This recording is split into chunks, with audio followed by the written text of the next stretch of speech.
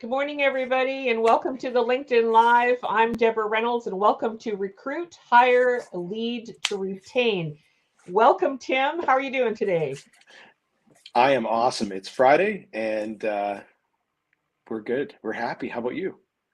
Excellent. Always good to have a Friday, but you know what? I still kind of work through the weekends. So, listen, for our audience, I just wanted to let you know that, of course, my co host is Tim Dick, who is the owner of Best Culture Solutions. And we're going to be talking about some really awesome stuff here today around the arena, of course, recruiting and hiring and leadership and how to retain employees within companies and developing that great corporate culture. So, the topic today is going to be around confidence. And why I think this is a really important topic and to bring up is that it leads right into everybody and their roles that they play. For instance, Mm, the impact of the employee and how they show up in an interview and prepare to be and express themselves as a confident human being, knowing that they can have a great value to contribute to the organization. And it's also how confidence shows up in the workplace environment. In other words, in the corporate culture, so that the company owners express that level of confidence in what their company has to offer to potential employees, but then also what they have to offer in terms of services and support. So, Tim, what are some of the things that you are coming up with and some of the ideas that you have around confidence and how that affects particularly the preparation, the employees coming in, that they're getting ready for that interview? yeah, I think confidence is obviously really important because you're expressing to the interviewer, your ability to do a specific role. But one of the things that I've always said is that when you're going into an interview, nerves are okay. It doesn't always mean that you're not confident if you have nerves. But what really matters, and when I train interviewers on how to gauge the interview that they've had with people as well, I actually train them to not discount anybody on account of nerves or deduct any points on account of nerves, because the true measure of confidence is whether or not somebody is going to take action on your behalf when they work in your organization. The true measure of confidence is whether or not somebody can solve problems and isn't afraid to make a mistake. And so sometimes if people come in nervous to an interview, I think that's pretty human, but the fact that they're willing to come in and not, and still chat with you and not let nerves keep them away from you is actually a demonstration of their confidence.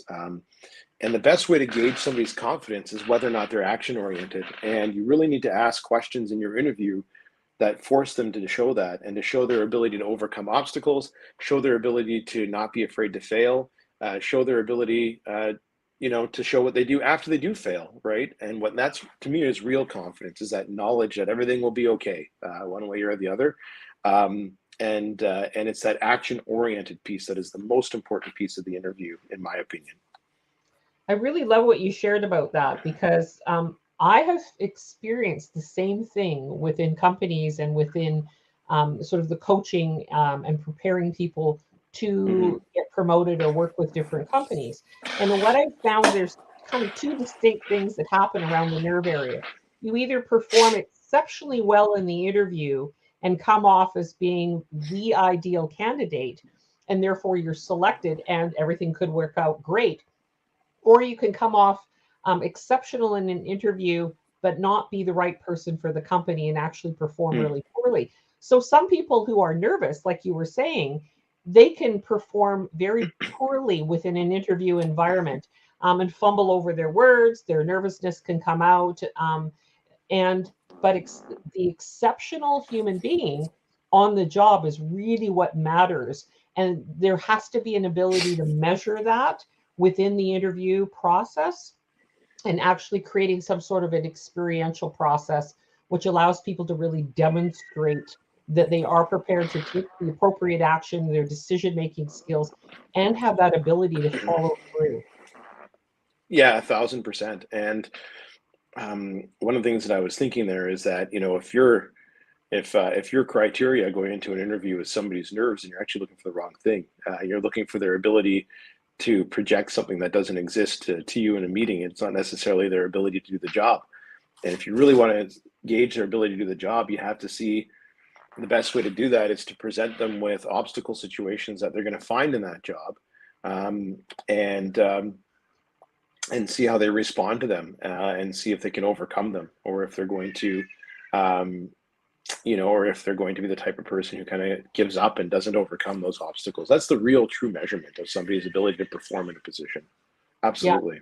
I totally agree with that. I kind of use the analogy of someone who is, when they're preparing for the job and preparing for the Mhm. interview, it's kind of like the student writing the exam.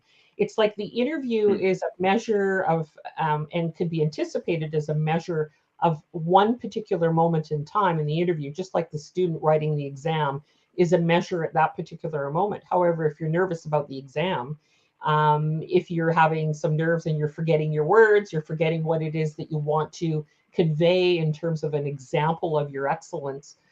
I mean, that can impact you. And so people Yeah, interpret that as going, that is my, that's who I am. I show up nervous. I'm not very confident at doing things. They step into that identity of not being a confident human being, when in fact that is not a reflection of who they are as a whole, as a human being and what their potential. totally.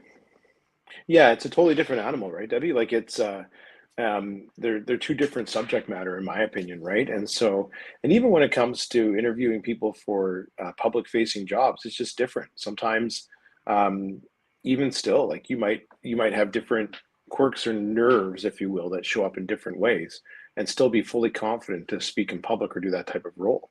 So it's it's yeah, I mean, one of the biggest things that I always took away from my own personal interview training was that I didn't think of beforehand, was when I was told or trained not to ever um, hold it against somebody who is nervous, so to speak, in the interview, which is kind of it's interesting, because um, that traditional thinking has always been if somebody's nervous, that means that they're the wrong person for the job, which isn't true. So it's not true.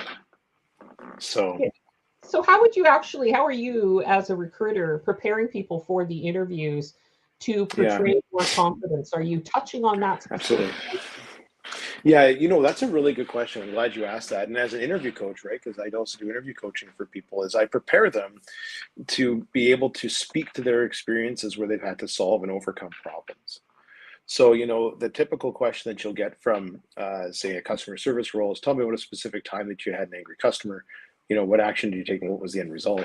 The trick to that type of a question, or to show your confidence with that type of a situation, at the end of the day, it's actually really to demonstrate that you're going to actually take action in that situation and do something about it, right? And so there's two types of answer, let's say, to a question like that. You could say, oh, that's a great question. That type of thing happens every day. And I always am able to listen to people and solve their problems and make them happy. And that doesn't really tell me anything. That's not specific. If you can tell a story where you specifically took action in a situation that is similar to one that was described, okay, now we're talking. So, I could tell the story of, this one time I was working at a hardware store, right? And what happened was, is we had a customer that had purchased some hardware. It was the wrong size of bolt for the project that they were working on. And we had a policy, and they came in frustrated by that. They were frustrated about it. They understood that they had made the decision, but as I was talking with them, I dug in to find out what had happened, and they just simply had made an honest mistake. We have a no return policy on hardware that's been opened, but because it was less than $10, I just, in good faith, and that person was in our store all the time, I returned it anyway, and they left super happy, and they continue to shop at our store. Well, that's a specific example, right, where I personally took action to solve a problem. And so if you can, I always tell people in interviews, you need to be able to tell people specific stories where you personally took action to solve the problem. And as an interviewer, I will create probably 5 to 6 questions that come up with obstacles that I think that they might find in a role like that, to come up with obstacles that might require them to use the technical skill set required for the job. And I'll find out if there's somebody who's going to overcome obstacles or get stopped by them. And that's really how you do it. You can have all the nerves in your voice or in your mannerisms, but if you can express to me your ability to actually take action and overcome the situation, that's what I'm really looking for. And that to me is how I can tell if you truly have confidence to deal with the issues that we're going to need you to deal with in this role. I love that. And here's what I'm noticing and what my experience around that realm has been specifically. And that is Hmm. when people start telling a story of which is not made up, it's a real story of what they've walked through in a process, because they know that story inside and out, they actually Yep, start to relax a little bit and their voice relax and they start to breathe totally. a little bit easier as they're sharing the story because it's a positive outcome. You know, one of the things that you've just reminded me of in saying that too is that one of the biggest jobs that any interviewer has in these situations is to make people comfortable. Yes. Comfortable enough to speak, comfortable enough to share those stories with you. And it's really important as an interviewer that you do that because that's how you're going to get, you won't see people's true ability to perform in the situations you give them unless they are comfortable with you and they feel comfortable sharing. One of the best ways that you can do that to make people comfortable, and I like to use the question, hey, why don't you spend 3 to 5 minutes telling me about your career to this point? And I'm not really asking that question to judge people or anything like that. I'm asking that question just to give people an opportunity to start to settle in talking about their careers and get comfortable doing so. For me, the sign that they've settled in is if I see their shoulders just drop a little bit. Right. And then I know that, okay, they're a little bit more comfortable now, and we can talk. So for me, it's important to make the interviewee comfortable.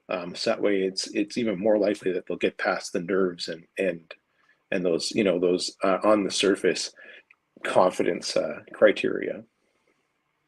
Yeah, the what you shared there is really an important aspect, and one of the things that Mm, I'm coaching my clients when they're working within companies and organizations and preparing the process for promotion is mhm, that they need to recall those events within their career where they've actually demonstrated the skill sets to make the decisions, to move mm, through the obstacles, to overcome things, how what their thinking process was, what the results were, how they navigated relationships that might have been difficult within the workplace environment.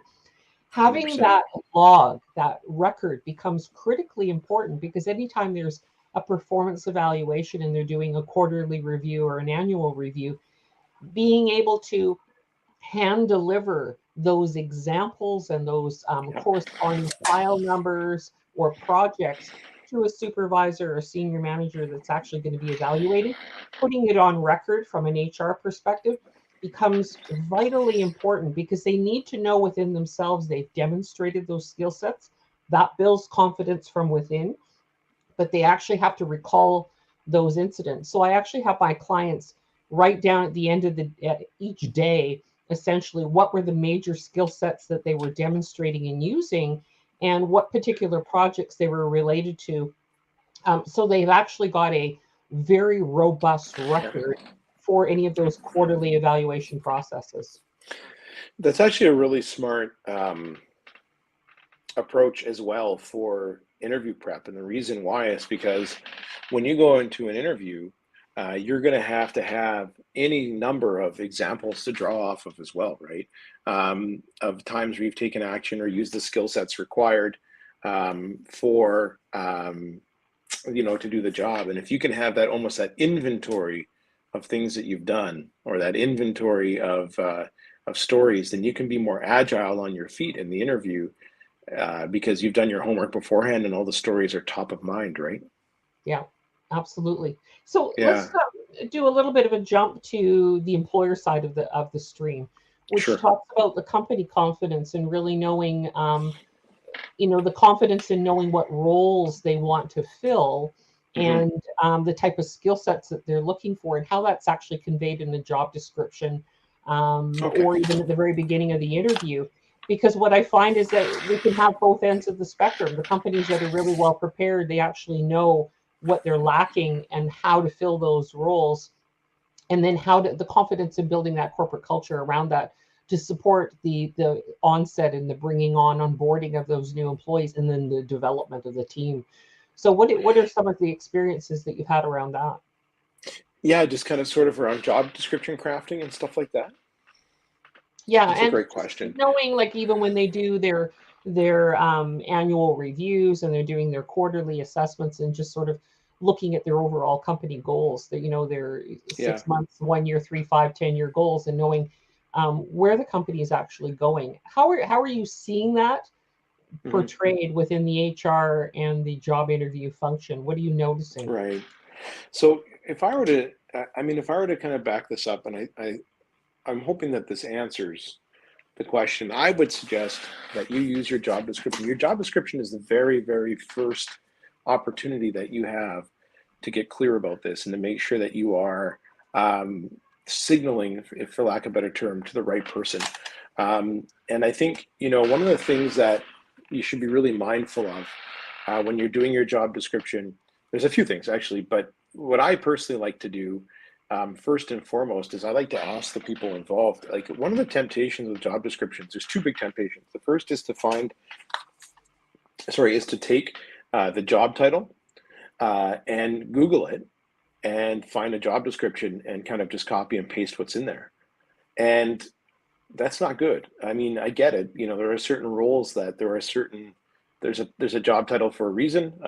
There's a lot of similarities for sure, but that doesn't always capture what you specifically need in your organization. So I always encourage people, anytime that you need to hire, um, is to sit down and ask yourself, instead of what responsibilities do they have, instead of what can I copy and paste or anything like that, ask yourself the question, what problems does this person solve for me every day?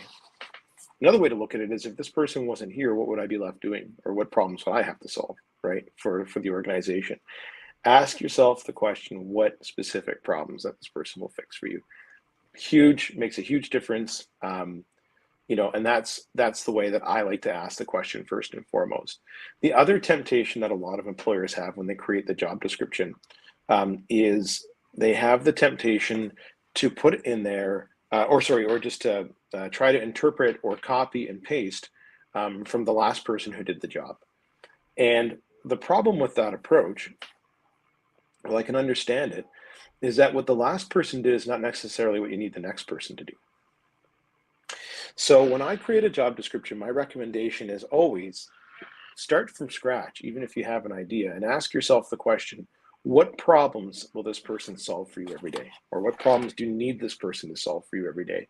And create, a bullet pointed list of that, more than a bullet pointed list of responsibilities that you think that they have.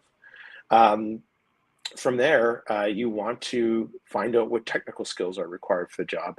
And here's where a lot of people might make some mistakes. They look for experience or credentials over competency, right? How many times do you see an entry-level job that needs 3 to 5 years of experience? Right. Well, it doesn't make any sense, right? It's you got to look for the skill set. So define the skill set that you need. One thing that I know I had the opportunity to have experience with is in the transportation industry, hiring for logistics professionals. I often, if I were to look at the technical skills required for the job, instead of people that had direct experience in the transportation industry, I would look for what are the specific skills that you need to handle every day.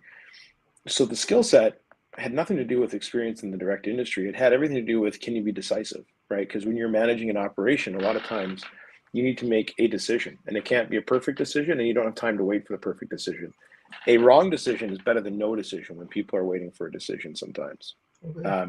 So it was that ability. It was the ability to multitask. It was the ability to have multiple issues on the go at once and be able to organize them and keep them up to speed. So, I would look for people that had experience using those skill sets. I hired a chef at one point, and I was asked, "Well, they have no experience in your industry." I said, "Just wait. They have experience using the skill set." I trained her on how to do the job, and within 2 weeks, I had people coming to me to say, "How'd you find her? She's so great." And I said, "I know, because we had the skill set and we interviewed for it right." So, define, basically, long story short, what problems are they solving for you every day? The next question is, what after you define the problems that they're going to solve for you every day, the question will be, what skill set is required to solve those problems, and then you create a set of interview questions that force them to demonstrate that skill set. And that's how you can do that as an employer. to find out who's going to be confident to do the role that you need. Wow, beautiful. Yeah, Yeah. no, that, I love how you describe that. And really, when I'm working with clients too, once they're in the position, I have them do a regular log and a review of that job description so that they can keep it current and up to date, because companies change, economies change, products and services change, clients change, and the dynamics of an organization will change as it grows and scales. So often there's new projects, that typical line on the bottom of the job description, and all other duties as may be required kind of thing. Um, Always needing to keep that job description up to date, and then making sure the appropriate supervising manager, HR, has a copy of what you would recommend be added to the job description to keep it current. Because really, you want, at the end of the day, the job description says something, but if you're grooming to be promoted and you are looking for your replacement to fall underneath you, you want to make sure that that's going to be accurately assessed, and you're Mm. picking somebody that's really suitable for the position. Yeah, and that's why that, and to your point, that's why that exercise where you start from scratch every time is so important. Because even something, like say an administrative assistant or something like that, right? A lot of people will say, well, it's an admin assistant, just copy and paste and all this stuff. And it's like, no, it's you're going to have specific projects that you want them to work on. You're going to have there's something that's going to be somewhat unique about what you do, and it's just important that you define that every time before you go to market to try to find somebody. Even if you're not going to market, you're going internally, then you got to find somebody. Then you should get really clear about that every single time to make sure that you're finding the right person. Yeah, what are you finding right now in the organizations where, there are lots of companies that are laying off right now. So Hmm. they could be in that desperate position of wanting to get that interview and get hired, but it may not be the right company for them to work with. It may be a stepping stone to something else that's more suitable or more in line with their passion, Hmm. because that could affect confidence as well too. What are you seeing in the industry right now? So it's just a really interesting time, and I think it depends on the industry. But it's while there are layoffs, this is also the first time that you're seeing the words layoff and labor shortage in the same headline, right? Or the words recession and labor shortage in the same headline. So it's been really interesting that way. There's no shortage of work for people who want it, um, and I think there are certain industries where there's more supply of labor than others. There's probably way more supply of labor in knowledge-based positions as opposed to say trades, and part of that is just because as society we've done a poor job um, of letting people know about the trades and the value of working in a good trade, and that's a whole other. We could spend an hour on that next week if you want, but what I'm seeing is that there's just kind of a mixed bag, for lack of a better term, and it depends on who you talk to and what's going on. But there are definitely opportunities for people who want them. But at the same time, there are people who sometimes have to make decisions for the short term to enter a less than ideal role to bridge the gap in the longer term. And to answer your question really about confidence, there is that can be tough on confidence, and you really need to do a lot of um, I would say work on your mental health to make sure that you can maintain that confidence and drive if you're not in the right position, and it's only meant to be temporary to continue the process forward to find that right position for you in the end, if that makes sense. You have to, because what can happen sometimes too is that, and it happens subconsciously, is that sometimes you'll end up in the role that you know is wrong for you, but then as you settle in, you just kind of let yourself stay there. And sometimes you have to make those decisions in the short term, but if you don't hold yourself to it, you might not follow through in the long term. You might just get comfortable. Something I've done before actually, and now that I have had that benefit of hindsight, I recognize it. So. Yeah, I agree. And actually, I've had that experience as well too, where I stepped into the role actually as a correctional officer working with Canada Corrections. And the last place I wanted to work was in a prison environment. However, Mm.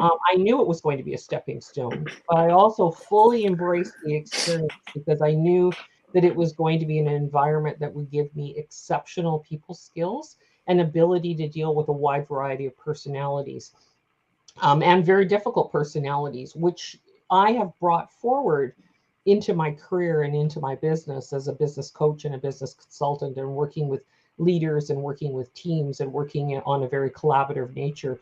So Mm. you cannot discount that some of those positions, you have to go in with the mindset of, yes, it may not be my long-term dream. However, I'm really going to pull out all the gifts and opportunities that are available to me and embrace those, because I can really utilize those in future careers wherever I'm going to be taking my career.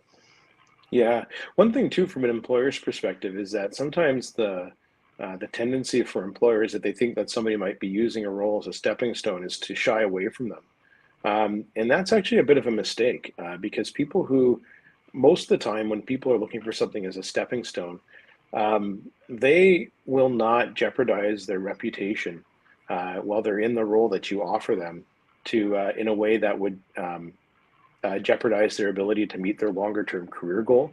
They're Mhm. usually going to do a really, really good job with you. They just won't be there forever. But I mean, if they're there for 2, 3, 4, 5 years and they do a great job, uh, is that so bad? Right? I once hired somebody, um, and originally it was just a contract position, but who had longer term goals of becoming a pilot. And so traditional thinking there would have been, well, he wants to be a pilot, so why are we hiring him for this role? But it wasn't the type of role that required somebody who wanted to stay there for the whole career. And he was there for about 3 or 4 years. He did a fantastic job, and it's because this is not the end point for those individuals. And this is a starting point. And so for them, because they have such a long runway in front of them and such a long-term goal, they are going to um, they're going to be motivated to do a great job for you while they're with you. And so I would encourage employers to look a little bit deeper than the surface when they have somebody in front of them that they think might just be a stepping stone, for lack of a better term, because you might actually be really closing the door to an excellent opportunity to have a great partner in your business, even if it's not for forever. Yeah, I agree with you on that. And the other factor of that is when they're actually in the role and they're working, depending on their skill sets, you can really leverage those newer employees because they can develop the role. They can put in the systems and the processes that will support the next person coming into that role. So um, this is all about team building and actually creating the systems and processes that make a very solid foundation for a company and a division or a department within the organization. Yeah, you're so right. Absolutely. So, Tim, we're final minute here or two. So, tell the audience a little bit about your typical target market and ideal client right now, and Yeah. what you're offering. Oh, yeah. Thanks for asking. So we love to help people find the right people. And so, we've had some success in difficult to find industries such as pharmacy, trades, stuff like that. But we've also helped people in difficult industries like IT. There's an IT boom going around right now, especially in Alberta, but mostly in Canada as well. And it's become a difficult to find profession. But we love working with clients that are taking their culture seriously, that are serious about finding the right people. And we have different recruiting processes than some to make sure that we're taking the time to get it right for you. And we love helping people navigate that labor market, and have success there, because it's a tough place to be right now. It takes a lot of work, and so adding us as some extra firepower helps scale up that work for organizations. Beautiful. Thank you. Yeah, So this has been another really great session of recruit, hire, lead to retain.